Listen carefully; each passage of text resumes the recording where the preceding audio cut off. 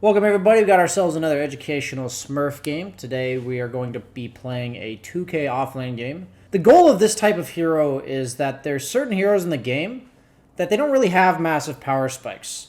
It's like when you're building these offlaners like Sand King or Mars, you have these Blink Daggers, these BKBs, where suddenly they are way more powerful than they previously were.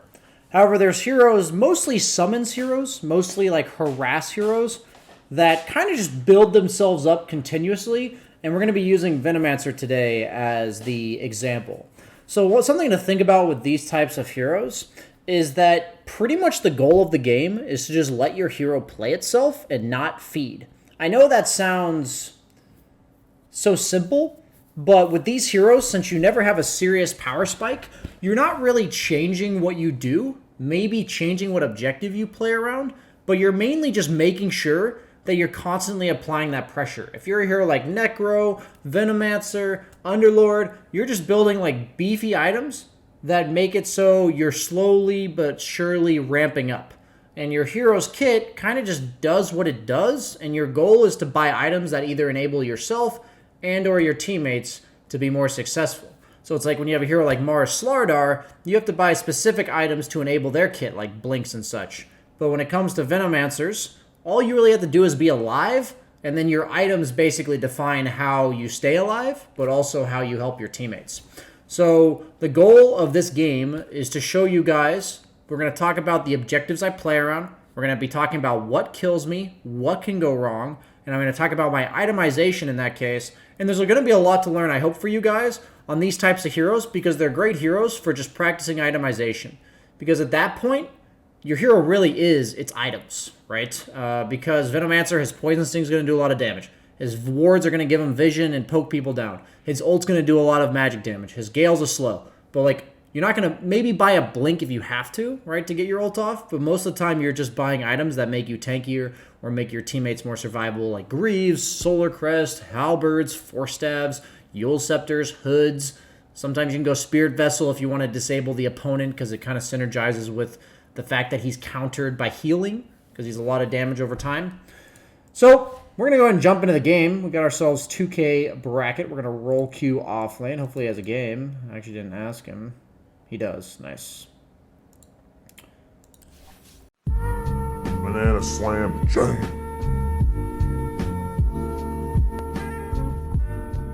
So these types of heroes, your goal basically is to not feed early and to not feed later. So all my items are going to be is first accounting for not dying. Because with heroes like Venomancer, if I'm hitting them with Poison Touch and my wards are pushing the lane and farming for me, I will get a lot of farm, I will do a lot of damage, I will be winning the trades. So on heroes like this, really heavy harass / sustain heroes, the only way you lose the game and lose the lane is by feeding.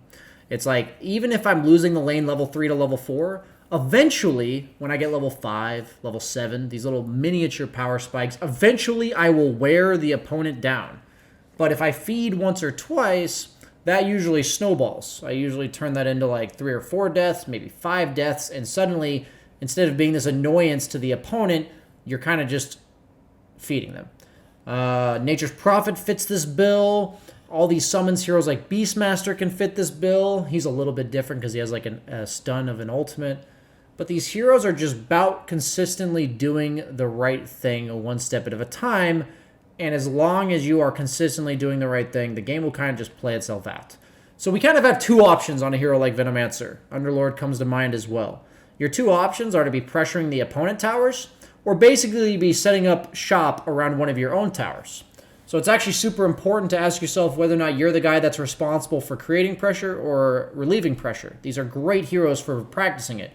It's almost impossible to push into a Venomancer who's set up properly, and it's almost impossible to defend your tower if there's a Venomancer placing wards and hitting you with Poison Touch, Poison Sting, whatever it's called.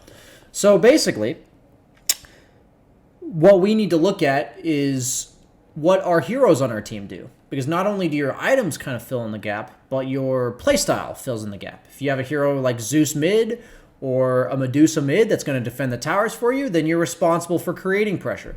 If you have a hero like Terrorblade or Drow or Troll Warlord that's potentially going to hit their towers, then it's your job potentially to defend your own towers. That's just something that you can practice conceptually playing these heroes. I recommend Venomancer and Underlord specifically because mechanically, they're not that hard. They're pretty straightforward. They're all about positioning on the map, positioning in the lane, and making sure you don't die, and basically just making sure you're pushing the right lanes. That's really all they're about. So you don't have to focus on very much else, which helps you kind of hone in your skills on something specific. The heroes for specifically Venomancer that are super annoying to play against are heroes that basically ignore his wards.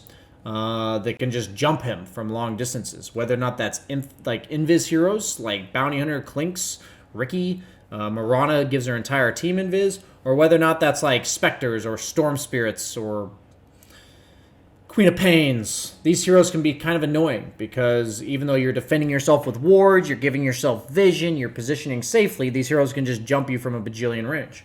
Heroes that are not so good against Venomancer are ones that lack sustain, but also rely on Blink Dagger initiation, or rely on walking at you. So in the past, heroes like Ursa in the carry role, heroes like Troll got countered pretty hard by Venomancer, heroes in the off lane like Axe, or even like a Doom, or a Slardar. These heroes are really hard to play into Venomancer. Walk in that Venomancer offlane. Usually I like to have a hero that basically just protects me. When I play Venomancer, like I said, the only thing that goes wrong is dying. So when I pick him, ideally I'll have a 4 position something like Tiny, Tusk, Earth Spirit, Earth Shaker, these melee heroes, Spirit Breaker, that run in front of me. Undying is perfectly fine in the sense of the lane. This guy is a 4 position Undying. But it's not exactly good in the game because Venomancer has no stuns, and neither does Undying. It can be kind of like a cheesy lane because it's hard to play against, but there's no stuns here. So usually because Venomancer as an offlaner lacks a stun, I usually like to pick a 4 position that has one. Because now, if my teammates pick no stuns, I may have to itemize stuns. So they've already got Bounty Hunter, which is super annoying for my hero just because I can't see him. I like playing Venomancer against Timbersaw because of the fact that you can buy Spirit Vessel, and Timbersaw, even though he buys Pipe, doesn't really kill you, but PA is going to be a bit of a tough lane. So I'm against Witch Doctor, so I want 2 Fairy Fires for the Maledict. I'm also going to buy a stick because I'm against Witch Doctor PA, so the stick against Maledict as well as the stick against PA chucking daggers at me. And then I do need some damage too. So what do we want to buy for damage? I think I'll go Salve and a Branch. So you may say, BSJ, a Salve is not damage. Well, I've got 2 Fairy Fires, and that's a little bit of damage.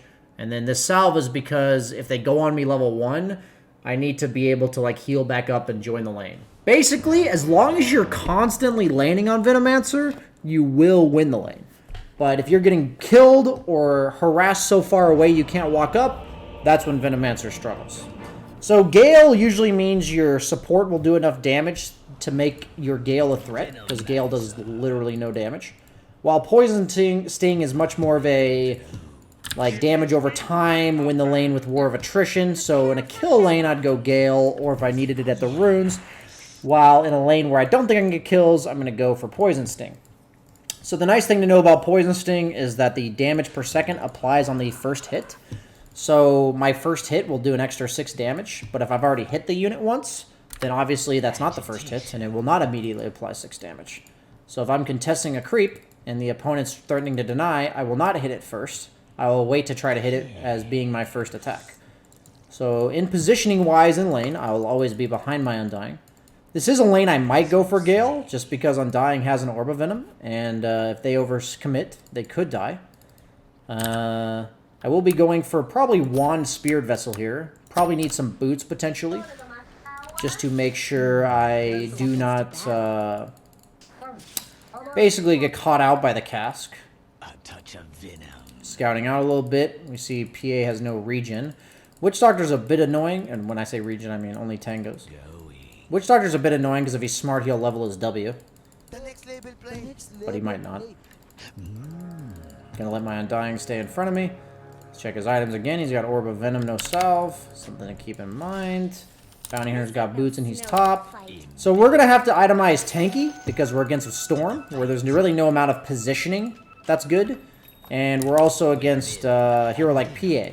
that also positioning doesn't matter all that much in the sense that they're going to get on top of me, and I have to prepare for that. So Spirit Vessel's nice. Gives a little bit of HP, armor, mana regen. And then items like Halberd, Pipe are worth considering. So let's see what our Undying over here is doing. He's already got 12 decay stacks. I don't think I'm going to go Gale since it's near their tower. Poison Touch is the ideal. Gonna walk up and posture aggressively, make PA not want to tank. Oh, nice creep aggro by Undying. Don't know if that was intentional. Okay, Doctor's... As long as PA's not near me, I don't really care about the cask. Okay, Undying's yoinking me. Gonna hit this guy when he tries to walk up. It's really hard to get denies on a Venomancer because he has so little damage, so whenever they walk up for a creep, predictably, I'll hit them instead. Hit them. Hit them. Gotta make sure they can't cast me with PA nearby. That's all I'm trying to avoid. As long as I'm not dying, the lane will be won.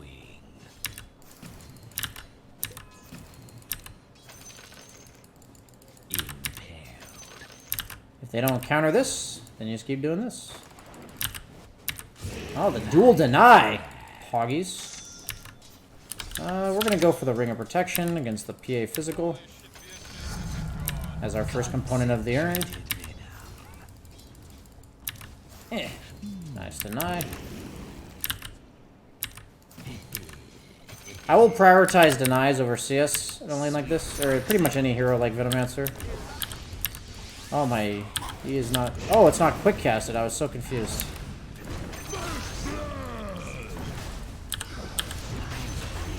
Go ahead and quick cast that. Okay. So Undying tanked the hit for us. Okay, the lane's already looking good. Gonna back off. Look to pull while the lane's out. I don't really want to rely on kills. I also don't want to teach you guys to rely on kills, so I want to show you how to play the lane ideally without kills. This is an amazing thing you can do, is utilize the hard camp to basically shield yourself with wards. And even if they're killing the wards, you're killing the hard camp and they're having to take damage. No, so I'm just trying to stay away from them. I get maledicted, that's why I have the stick. Gonna go ahead and hit this PA. Even if she gets the last hit, she's pissed. Can deny my wards. Nope.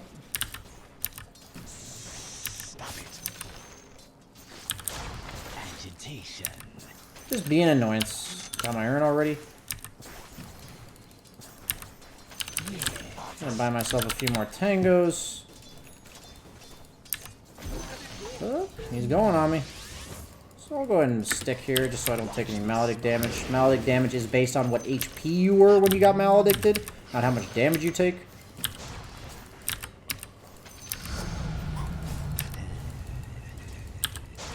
So we're just going to keep being annoying, leveling up those wards so they don't get two-shotted anymore. Wards have the lowest aggro priority, so even if my ward's closer to the tower than me, then I will get aggro. Stay away from the Undying. Don't have to aggro the tower, just let the wards do the trick. And easy peasy lemon squeezy. Oh, my Undying is owning. Good job, Undying. He's literally carrying me. Sadly, I got my urn right after the kills, but that's okay. I'm gonna go ahead and try to stack this using my Courier's Vision. It's very cool. That big camp, if you're winning, stack the shit out of it, because you will kill it over time. So we're gonna buy a cloak, actually, because all I care about is not dying. And right now I'm off to a really good start. So the people in my lane aren't going to be the problem. It's going to be the people in the other lanes. So I'm itemizing a cloak for the storm. Going to go ahead and abuse the pull. Set up wards around the pull. Because you're a hero nobody wants to fight into. So you just make them come to you. You say, I fucking dare you, plebs. And then you can actually farm the big camp stack too. Looks like they've actually kind of given up on the lane. Very cool. People won't know how to play against Venomancer. They could have just went sustain and ignored you. And if you're wondering like how to play against Veno as a way to learn from this video, is that you just heal and don't fight him. Just sustain through his shit. Dude, this Undying's griefing me, man. Notice how I want you to fight me. Same with Undying. Just buy a Ring of Regen, go W on Witch Doctor, and just ignore us, man. Just do defensive creep aggro. People will play right into your hands, though. But if you're wanting to learn the opposite from this video, then that's definitely the way they should have played the lane. So something people have asked about is, you know, talking about what people in your games could do better that makes it so easy for you to win your lane. And this, in this case, is them not understanding Venomancer and me understanding Venomancer. Also, Undying fits the same bill as Venomancer, like I dare you to fight me kind of thing. So, just going to keep pressuring the tower. We've got the catapult. We already farmed the big camp stack. We can look to farm it every minute. We're just going to apply pressure. Undying's putting that tombstone down so they can't even walk up. This is the dream Venomancer game, dude. Just max out those wards. Pressure that tower. Oop, back off a little bit. How am I supposed to get any urn charges if they just give up? Well, we're going to make sure we stack the camp again. The enemy's bottom tower is gone. Max out on his efficiency. Looks like Undying's going to grief us. Nope. Nice. Oh, he griefed us by taking the last hit with the zombie. So this is like the dream lane for Venomancer, obviously. We're not going to go Midas or some shit. Our hero will accelerate itself no matter what we do. So rather than going greedy with a Midas and saying, hey, come fucking kill me, I'm a fucking pinata. I am going to buy items that allow me to just play wherever the fuck I want. Because that's the most efficient way to play Venomancer. So now I walk into the opponent's side of the map. I look at mid. Storm's got... Okay. He's got lowish mana. We're just going to play up as far as we think we can. Put wards between places we think the opponent's going to come from. And we're just going to plant ourselves here. Going to go ahead and be an annoyance to the PA. Plant a ward next to her and just hit her. Your wards do half poison sting damage. So if you're wondering about how that works. Going to set up shop. Didn't block that, did we? Oh god, Witch Doctor's here. Witch Doctor, question mark? Buddy, you're level fucking 4. I don't know if he heals fast enough. Nice. I don't get an urn charge, though. Oh, bounty hunter's here. We're gonna back off a bit. Oh, he killed my courier. What an ass. Oh, he sure can me. These fucks. But forcing reactions is exactly what we want to do. Our goal is to not get kills. If they walk into us and die, so be it. But we're just trying to create space between us and them. Make them walk through our fucking wards. That's all they gotta do. Now that they seem intent on contesting us, we are going to level our ult. Gonna play maximum efficiency, let our Undying walk over there if he wants. We're gonna stack the hard camp. And we're just gonna play safely. Eventually we're gonna look to rotate mid, but we took bottom tower so early, we failed to stack. GG. That we'll make our way there. No rush. No fucking rush. That is our next objective, though. We'll look top. Anti-Mage seems to be doing okay. We can consider defending that tower. But we're having such a good game. It's like if we go top, it's just risking ourselves to potentially feed. We will pay attention, though, because we are really strong. So we don't want our team to get picked on. Making sure we place wards not inside the camp, because they will block the camp. Basically, I start camps and then head over to the creep wave like this, because the camp gets worn down by Poison Sting. The best way to maximize your efficiency. Checking top.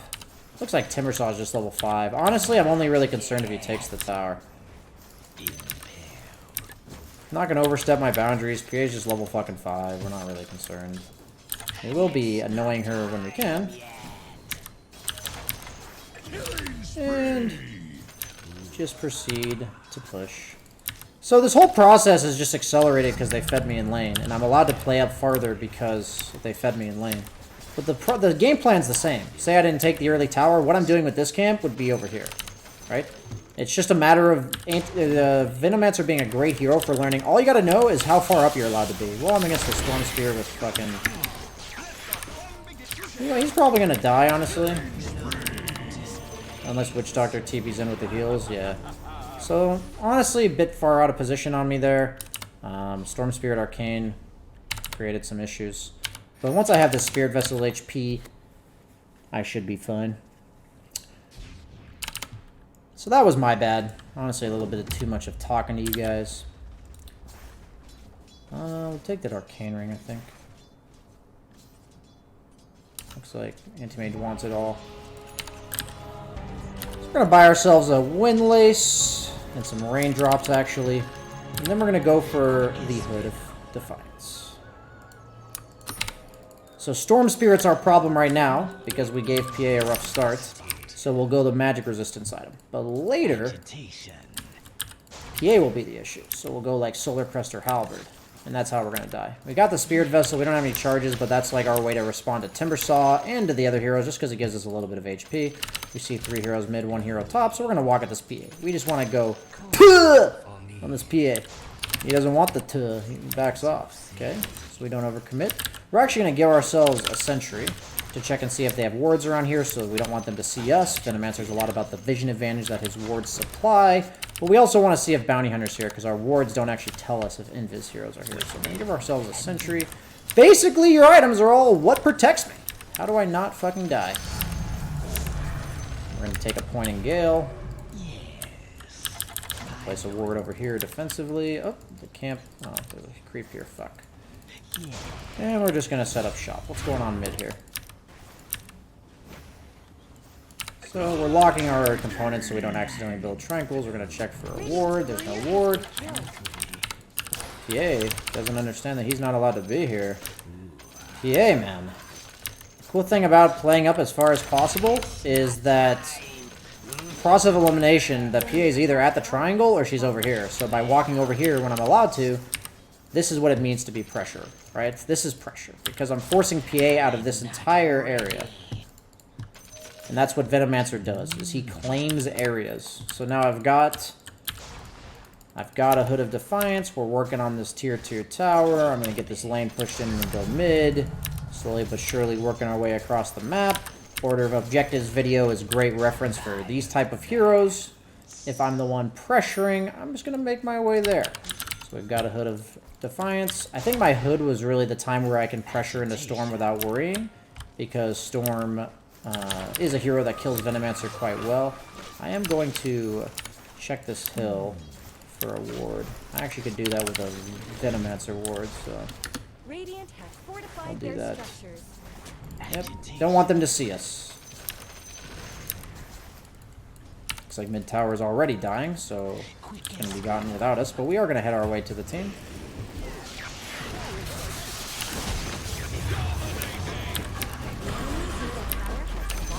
Very cool. So, Storm's super fucking slow. We have a Spirit Vessel.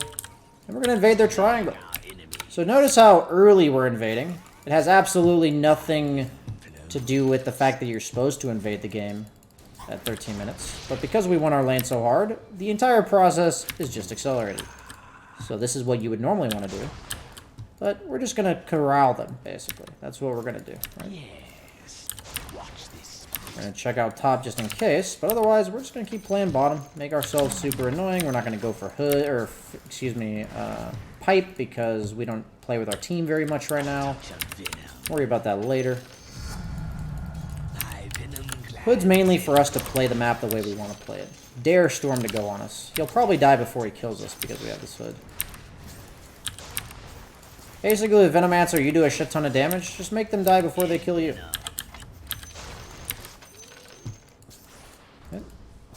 Storm, even though he's nice against me in terms of killing me, he doesn't actually present a problem for my wave clear. So we're going to hood up. We're going to go ahead and ult. Spirit Vessel him up. And we should be good. Yep, just kill him before he kills us. And he should die, I think.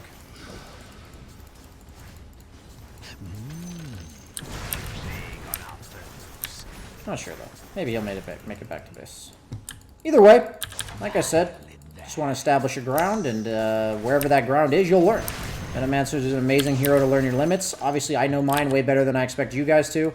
But this is the great stuff to learn on Venomancer. That's what he's for. Every hero in the game, and what I'm trying to teach in this educational Smurf series, is there's skills that make a hero strong and make you learn the hero. And it's what's important to know the hero. And for Venomancer, it's all about what areas you can control and how strong you are to control them. And that's what we're doing so far. Did I miss? I missed. Trash. We're going to put our wand back in our inventory. Expecting to get my clarity sooner. We're going Boots of Travel just because all we need to do is be able to not only fight where we are, but also be able to fight elsewhere. So Boots of Travel is a great item on heroes like Venomancer and Viper in the current patch. Once you think you are survivable enough to do what you're doing right now, but then you also want to be able to help your team, because what Venomancer's biggest weakness is lack of disable and lack of mobility. So what Travels do is basically say, I can be anywhere on the map, and if the opponent tries to avoid me and go after my team, I can then help my team. But right now, the opponent's just getting collapsed in like crazy. And this is what a good Venomancer game looks like. The opponent's like, damn, we're stuck in our fucking base, and we can't get out. And how you keep this going is just not dying. It's just that simple. Just don't die. So our team's mid, and we want to be with them at all times, if possible. But since we see somebody thinking they're allowed to go bottom, we're just going to ward our way here. We see our wards setting up mid. And we're going to say, Timbersaw, this is not allowed, sir. Back to base you go. You're fired. We're going to do that. We're going to do that. We're going to do that. We're going to say, hey, buddy, you want to stick around? Are you mad? What's going on here, buddy? You can't stay here. You cannot stay here, my friend. You will die. You will fucking die. I'm not sure if you're aware, but you will die. It may take all of my fucking damage, but you will fucking die. Wait, is he not gonna die? Okay, he didn't die. Well, GG. He's out of the lane. Job done. Thought he was gonna die.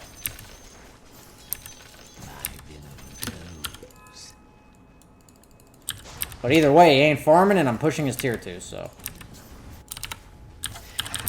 Venomancer basically just says, hey, fuck off, man. Here's 22,000 damage. I'll take this for myself now.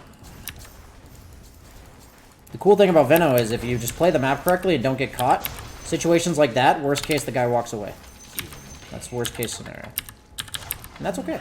Storm Spirit's alive in 3, so we're going to be careful. We're going to go for a Solar Crest next. Gives us a little bit of extra armor against the PA. It's also nice for Anti-Mage, because he has all the magic resist and no armor. My guys don't want to give me any fucking neutral items, but that's okay. Timbersaw's here. They're all missing and Storm's alive, so we didn't really feel comfortable hitting the tier 2 there. Oh, it looks like Necro wants to go, but we gotta be careful. Make them walk into your wards at all times. Make them fight into you. Yeah, make them fight into us. Necro may be dead though. He overstepped, and that's okay. They can't fight into you. Look at this, right? So we forced a bunch of heroes bottom, and now we don't want them to get top, so we're gonna go ahead and go top. Say, eh. Puh.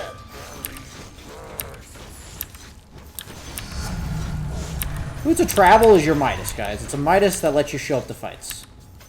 So if you want to go Midas on Venomancer, just don't. Go Boots of Travel. They have a lot of mobile heroes, so we'll go the Impact. If they have like a Ursa or a Sven or a Troll, you go the slow, right? Because it just depends on how often you think the enemy heroes will be walking. That makes sense, right? So Medallion's a nice item on Veno because it does help you farm a lot.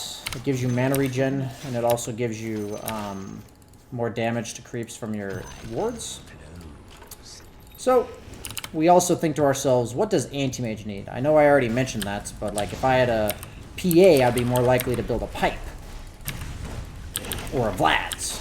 But with Anti-Mage, since he has high magic res and low armor, I like to go Solar. And since the opponent's having such a tough game, I would rather go the items that enable my teammates than the items that disable theirs. So if I was behind, maybe I'd go like an Atos to catch the Storm.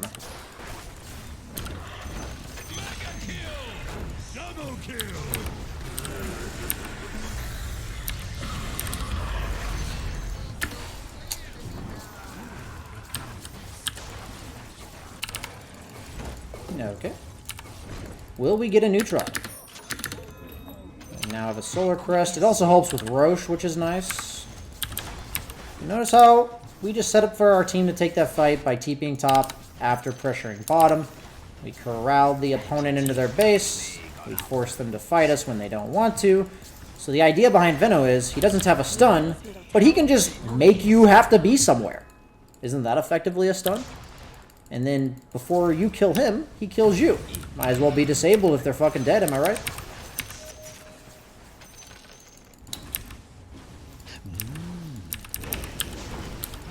So press my teammates.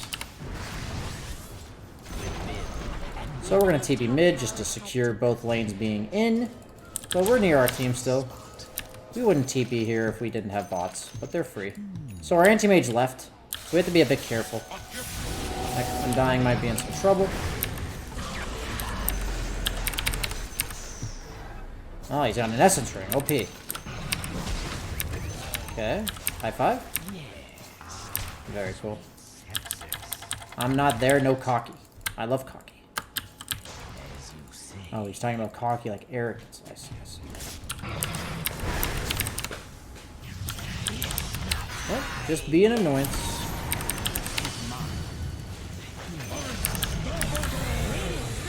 So we'll press our guy in front. Don't let him get gone on. And just be annoying. Will we ever get an item? Oh, that's a nice item. We do lose armor for that, though. Oh, we smoked! They'll never know. And just corral them in their base. Notice how this has been a slow encroachment of their base. Every time you feed, you will be resetting the encroachment. That's the important acknowledgement. Sadly, you have not really gotten to see me feed. But if you were to feed, just remember that basically just resets the clock. Or whatever. The impending doom for the opponent. So when you're dire, you want to get their triangle ASAP, because it's the same part of the map as Roche.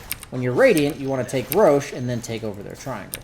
That's pretty much how that goes, right? I mean, that's in the all objectives video.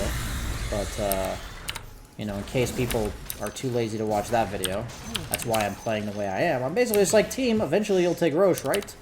What's going on here? This guy have mana? No mana on that guy. Did he get glimpsed? No.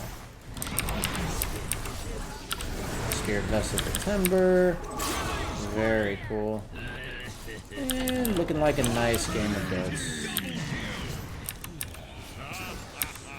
Got ourselves another 2800. We're just gonna make PA's game fucking impossible. So in the PA versus anti-mage matchup, it's the physical damage that becomes the problem. Our hero's Spirit Vessel and damage alone is enough to disable the PA, so let's just enable the anti-mage. Oh, Bounty Hunter. Got him.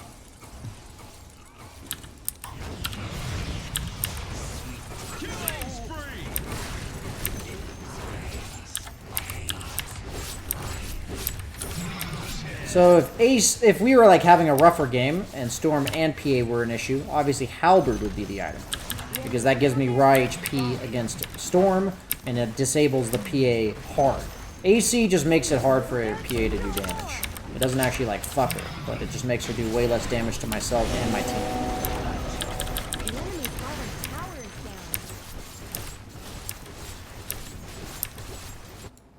So, we're gonna corral this PA. This PA thinks he's allowed to leave his base.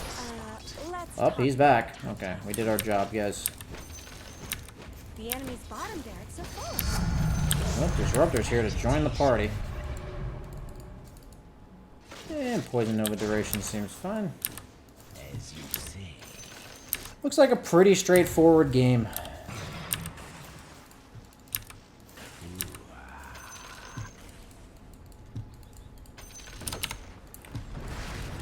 So the cool thing about these low MMR games for you guys to learn from is that you don't actually have to adjust, really, with the heroes you play. You just have to execute the game plan the way the hero ideally wants to play. Because what happens is, in my bracket, the Witch Doctor would level W, the PA would go double ring a regen, and I would have to work my way through them to actually take their tower. And then I would have to itemize even more survivably because the PA wouldn't get absolutely dumpstered and the Storm would be ganking. I may have to consider like a Bracer and raindrops earlier and stuff like that. But because in your bracket, if you just play your hero ideally, you basically just shit on people because they don't adjust. So heroes like Venomancer are incredibly toxic, hard to play against, and it requires knowledge of the hero to actually play properly against. And a lot of people underestimate how annoying these heroes can be. And when played against improperly, you'll just shit on people. And all you have to do is not die. Don't overextend. All you have to do is not overextend and not die.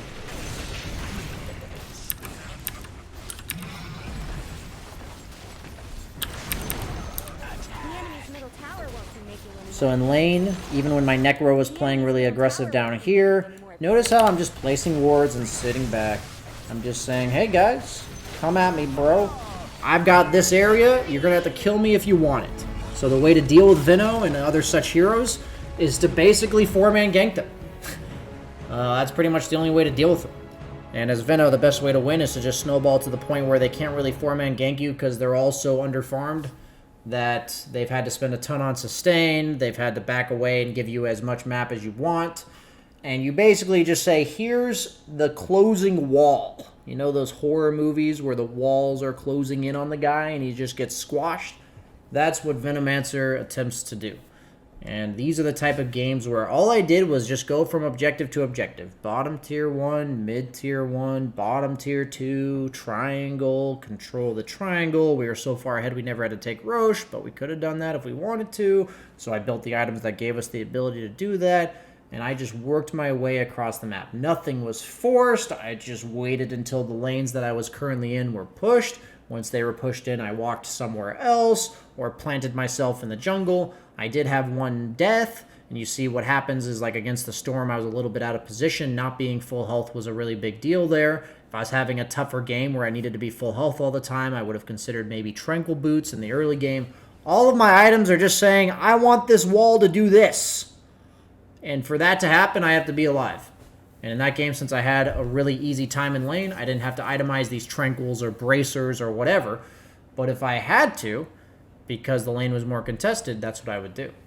So just itemizing to be alive on Venomancer is what it boils down to. Utilizing that big camp for that extra bit of efficiency. Treating the big camp like an objective in lane. The goal of Veno is that you have objectives on the map that the opponent wants. A lot of time, it's just space to farm. So in the laning stage, it's the big camp, right? You pull the big camp, you place wards in front of it, and you say, I dare you to walk through these wards and eat all of this poison sting damage just to farm, right? You basically can't stun people, so you have to make them come to you.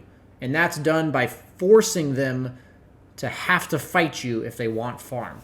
And that's how Venomancer works, and that's how heroes that have summons, who have easy sustain harass damage, that's how these heroes work in regards to playing the game of Dota. So the cool thing about the lowest MMR games, no adjustments were needed. Just played the hero exactly how I wanted to play it. And if we play a hero like this more so in like the 5K, 6K bracket, we'll show how people can maybe adjust a little bit to the hero that I'm laning as. And shows in 2K how people just don't think about their items at all. If they had considered, hey, Venomancer, that hero he does so much damage over time. He doesn't really have high damage though. So all I have to do is tank through this damage over time. And you guys can see here that when you don't itemize properly, when you don't adjust in the laning phase, all you 2K players out there, you just fucking feed if you play the lane normally. So it may seem like some advanced, crazy tactics that I did there, but straight up the opponent tried to fight us. They didn't block the big camp. They didn't buy sustain or level sustain abilities, and then they just fed, right? And that lane shows how quickly, if you don't adjust to like 4 different things, you just feed. And that's why I try to emphasize these concepts a lot. As we climb the MMR brackets, people will better adjust over time. Like every bracket, I'll expect more adjustments to whatever hero I'm playing. But this is hopefully a perfect example for all of you that are trying to learn how to lane against these toxic-ass heroes, or just practice to learn these toxic-ass heroes, because Venomancer is an amazing hero to learn how to play the map and learn what objectives to pressure. And in this game specifically, I didn't have to relieve any pressure, but notice how I was trying to check top, and unless my team is getting dove or we're actually losing the building, then I won't really go anywhere else. Venomancer prefers to just stay in one area and guard it, but if he has to, if he's worried about the opponent taking his mid tower or top tower, and he can set up shop before they get there, that's exactly what he's going to do. So I hope you guys learned a lot, and that's it for that educational Smurf. So this match ID for this one is right here. If you guys want it, it'll be in the video now too. And then the scoreboard for the game is right here.